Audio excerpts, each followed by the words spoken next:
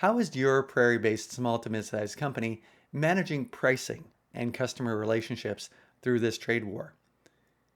Upward pressure on supply prices will ultimately mean needing to gauge carefully how much of those price increases can be passed on to customers in order to protect your bottom line.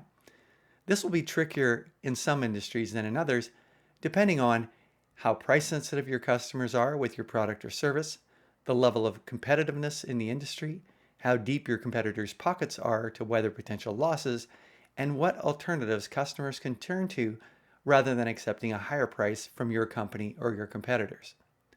A good tool to evaluate this is a Porter's Five Forces analysis, which evaluates the competitive threats in the industry. Also, check your customer contracts and terms and conditions to ensure it's clear that if a customer purchases your product or service after tariffs are imposed in their country, the customer will have to pay them.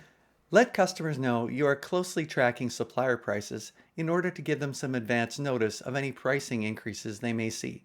If possible, don't surprise your customers with sudden price increases. Aim to give them a certain amount of warning so they can plan accordingly in their business or family household. This shows you care about their cash flow, their survival and well-being.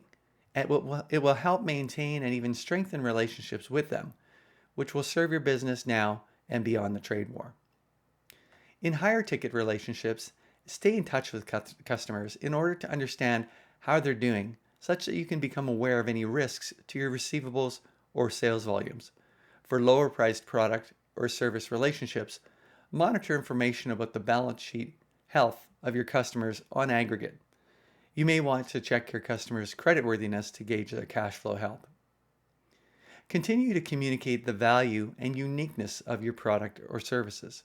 While prices are important to customers of all kinds, the value of your offerings are just as important, if not more so.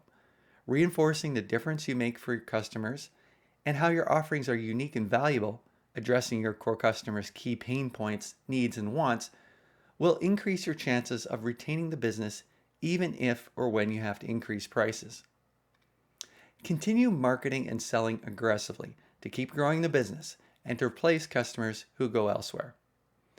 Communicate regularly and frequently with customers. Clarity and consistency are critical.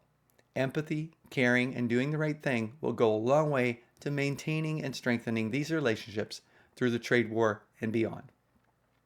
For other ways to navigate these challenging times with confidence, get the free Complete Trade War Success Guide for small to mid-sized companies below in this post.